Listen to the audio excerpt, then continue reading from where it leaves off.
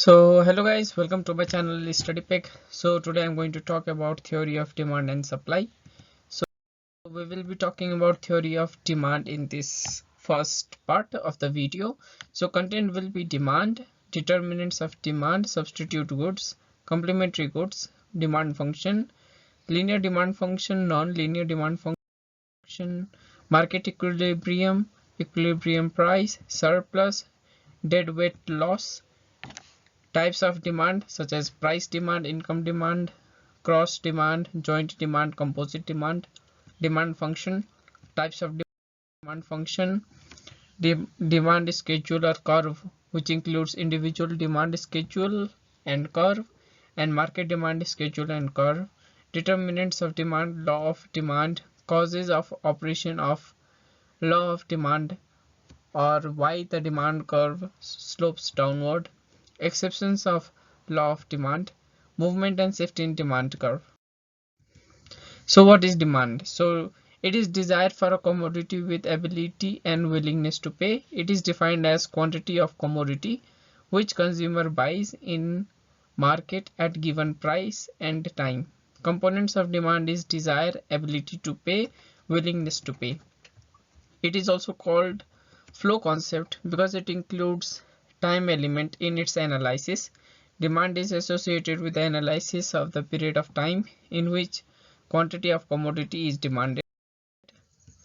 Determinants of demand: there is price of commodity, income of consumer, price of related goods, size and composition of population, expectation of consumer. Substitute goods. Substitute goods are those goods which can be used in the absence of other goods. For example, tea and coffee, ink, pen and ball pen. Now complementary goods, goods that are jointly used to satisfy a particular want. For example, pen, ink and pen and copy. So also there are two types of complementary goods: normal goods and inferior goods. Normal goods is that for which demand increases with the increase in income and vice versa. Next we have inferior goods where demand increases with the decrease in income. Now we have demand function. Demand function is defined as the functional relationship between quantity demand and its determinants. Determinants are the factors affecting the demand. Quantity demand is dependent variable and factors affecting demand are independent variable. So mathematically we can see a dx is equals to function of px, py, y, t, a, where dx is demand for commodity x, px is price for goods x, y is income of consumer, t refers to taste and preference. Now linear demand function. Linear demand function is defined as demand curve which has constant slope throughout its length. It is a simple form of linear function followed as dx is equals to a minus p dot px, where dx refers to demand for x goods, b refers to slope of demand curve, a is demand at a price, that is autonomous demand, and px refers to good x, price of good x. So we can see in the figure the curve is straight. Next we have non-linear demand function. So it is defined as demand curve which has different slope at different points. It can be expressed as qx is equals to a dot px to the power b. It is a cubical demand function where qx is quantity demand, p refers to price of x, a is autonomous demand, and b is the slope of demand curve. Now we have market equilibrium. It is defined as situation in which market price reaches to its level at which quantity demanded is equal to quantity supplied. Next we have equilibrium price. It is defined as the price at which quantity demanded is equals to quantity supplied. Change in equilibrium price is due to change in demand or supply or both. The market price is determined from the interaction between demand and supply. Now we have surplus. It is the situation in which quantity supplied is more than quantity demand. It is also known as excess demand. Now we have deadweight loss. So when you want to buy a sandal, you go to trading where you want to get your boot and sandal for going to the beach. but at the delay, when the summer is gone and the boots are also gone, then it is a situation of dead weight loss, where you lose boot as well as unable to enjoy the summer with the sandal. There is the loss from the both side. Now talking about demand, it is desire for commodity with ability and willingness to pay. It is defined as quantity of commodity which consumer buys in the market at given price and time. Component of demand is desire, ability to pay and willingness to pay. It is called the flow concept because it includes time element in its analysis. The demand is associated with the analysis of a period of a time in which quantity of a commodity is in demanded. Now we have next types of demand, which includes price demand, income demand, cross demand, joint demand and composite demand. So talking about price demand, it shows the functional relationship between the price and quantity demanded. Negative relation in terms of normal goods such as watch, shoes, clothes, etc. Increment in the price leads to decrease in the demand, but in the case of Griffin's goods, where the price also increases and demand increases, as there is positive relation between price and quantity. They are the necessary goods where the quantity demand is directly functional to the price. When even the price falls, the demand also increases. Now over here we can see in the figure, as the price falls, the quantity demand increases. Now talking about income demand, there is direct relationship between income and quantity demanded. In the normal goods, there is positive relation, as increase in income, more demand is created. But in case of inferior goods, there is negative relation, as income increases, there is less demand. So over here we can see in the figure, in case of normal goods, when the income increases, quantity demand increases, but in case of inferior goods, as the income decreases, the quantity demand increases. Now cross demand, it is the change in the price of one commodity affects quantity demand of other commodity. For example, price of X affects the demand of Y. So mathematically, quantity demand for X is functional to price of Y commodity. So over here we can see example, in case of substitute goods, when price of tea increases, quantity demand for coffee increases. In case of complementary goods, when the price of pen increases, the quantity demand of ink decreases. Now we have joint demand. It is the demand for several commodities for single purpose is joint demand. Demand for commodity includes demand for other several goods as well. For example, demand for a cup of coffee, which includes several material to prepare. Next we have composite demand. It is demand for those commodities which can be used for other things. For example, demand of water and electricity. They are multi-purpose in nature. Now we have demand function. It is defined as a functional relationship between demand and its determinants. Here the quantity demand is dependent variable and the factors affecting that demand determinants are independent variables. So mathematically, demand function is quantity demand for X is functional to Px, Py, where Px is price of X, Y is price of Y. Y refers to income of consumer, A for advertisement, C for custom fashion taste, W for wealth, T for technology, G for government. Generally, demand of commodity changes due to change in the price, hence other things remaining constant. Quantity demand is functional to price of X. Now types of demand function, there is single variable demand function which is linear and non-linear, and next we have multi-variable demand function. So talking about single variable demand function, the functional relationship between quantity demanded and any one of its determinants, other things remaining the same or constant, is called single variable demand function. For example, Qx is equals to function of Px, or Qx is equals to function of A, or Qx is equals to function of T. Single variable demand function can be further divided into two types, linear and non-linear demand function. So linear demand function, when the demand curve is always constant throughout its length, mathematically Qx is equals to A minus b dot px, where a is autonomous demand, b is the slope, and px is equals to price. We can see in the figure. Now next we have non-linear demand function, where the demand function which slopes changes throughout its length. The demand curve changes along the same demand curve. Mathematically, qx is equals to a dot px to the power minus b, where px refers to the price of x, a is autonomous demand, and b is propensity constant, where b must be greater than 0.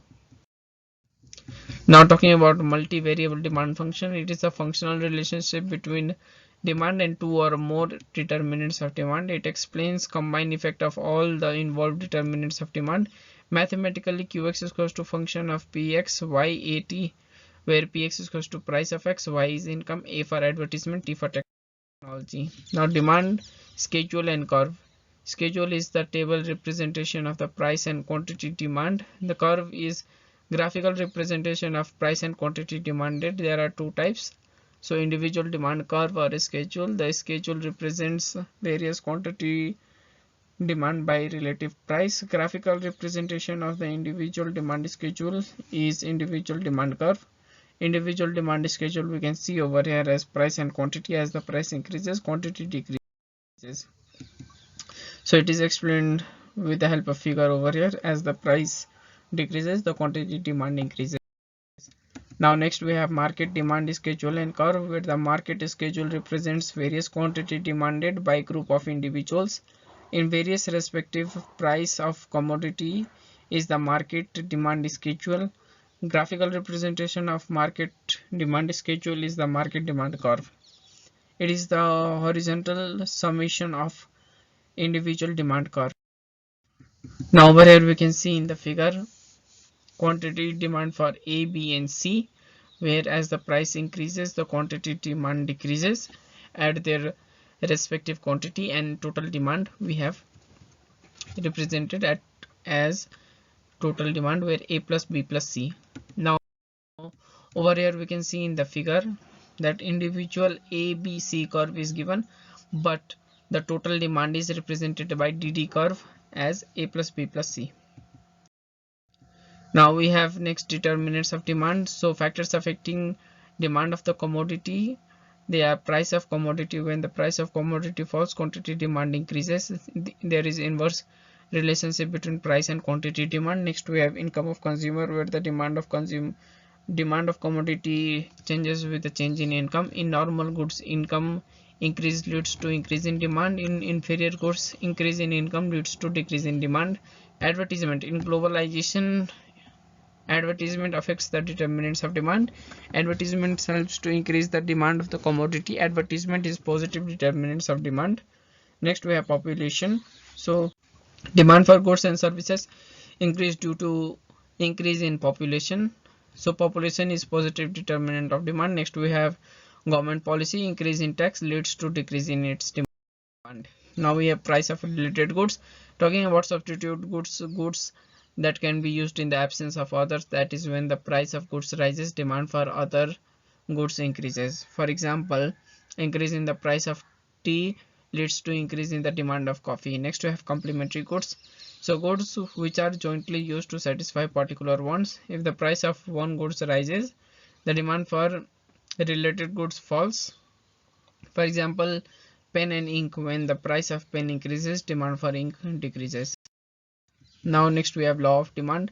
So it was developed by Alfred Marshall in 1980 in his book Principle of Economics. It states that other things remaining constant, there is inverse relationship between price and demand of the commodity.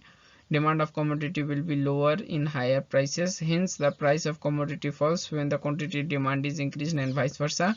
Some of the assumptions of this law are that no change in income, no change in price, no change in taste preference and climate. Now over here we can see in the figure that when the price of the commodity increases, the quantity demand is decreasing. So over here we can see in the figure that when the price is reducing, the quantity demand increases, hence when the price falls, quantity demand increases, and vice versa. Next we have causes of operation of law of demand. As the main reason that why demand curve slopes downward. So there is law of diminishing marginal utility. It suggests that when the consumer consumes more and more units, marginal utility declines with additional unit. So consumer will demand more unit only when the price falls. Change in income. When price of commodity fall, real income or purchasing power of a consumer increases. So consumer will purchase more units at lower given price at given budget. So the demand curve slopes downward from left to right due to the surplus money created by the effect of increased income. Next we have substitution effect. So when the price of commodity falls, it becomes relatively cheaper than the substitute goods. Consumer prefer to buy more units of cheaper commodity instead of expensive. Now next we have new consumer. New consumer are attracted by the lower price of the commodity. They prefer particular commodity when price falls. Relatively cheaper price attracts many new customer and the demand increases. It gives downward slope of the demand curve. Next we have composite demand. So when the price of composite goods falls, demand rises. For example, when the price of electricity falls, so people will demand more units of electricity such as heating, lighting, causing downward slope of demand curve. Now next we have exceptions of law of demand. So change in income. Law of demand is not true in case of increase or decrease in income. Increased income motivates people to buy more quantity in higher prices. People might buy less quantity when income decreases. Luxurious goods. Higher or richer class value people, they measure the value of goods and services by their price level. So the demand for the less expensive things would lead to less demand of quantity, thinking it to be inferior quality of product. Next we have basic or necessary goods. So demand for basic goods such as medicine, LP gas, salt, sugar, etc. remain unchanged for all the levels of price. Increase or decrease in the price doesn't bring any change in the demand. Now next we have change in fashion habits and attitude. Change in fashion habits, attitude is responsible for making the law of demand curve ineffective. Next we have emergency situation. People may behave abnormally in case of emergency situation like war, famine or any lockdown, etc. Such goods are purchased at any price. Cultural factor. If goods are related to cultural factor, law of demand does not be true. People demand more quantity even if the price is high. For example, demand for sweets is high during Tihar, or the price of meat is high during Dasai. Now next we have movement and shift in demand curve. So talking about movement in demand curve, which is caused due to change in quantity demanded. So there is change in the demand of commodity due to the price. There is the movement along the same demand curve. If the quantity demanded for the commodity increases due to fall in the price, it is the extension in the demand. If the quantity demand for the commodity decreases due to rise in the price, it is the contraction in the demand. It is also called as change in the quantity demand. Next we have shift in demand curve, or which is known as change in demand. So change in demand curve due to other reasons than the price.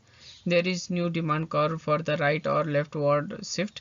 If the demand for the commodity rises due to other factor than the price, then it is increase in demand causing the rightward shift. If the demand of commodity falls, it causes decrease in demand causing the leftward shift. It is also called as change in demand.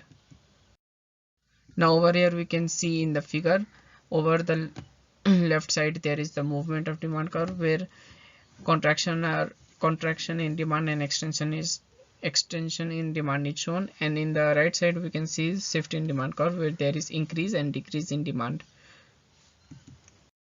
Now factors causing shift in demand curve. So increase in demand, that is the rightward shift, is caused by increased income, increased in price of substitute goods, increase in population, increase in advertisement expenses, change in fashion taste preference, expected rise in the price of commodity. Next we have decrease in demand, that is leftward shift where there is decrease in income, decrease in the price of substitute goods, decrease in population, decrease in advertisement expenses, change in fashion taste preference, expected fall in the price of commodity. So thank you, that's the end of the chapter theory of demand. Make sure you like, comment and subscribe. You guys are amazing, keep reading. Also, don't forget to get the Word file from this chapter at my website WordPress. You can check the link in the description. Thank you.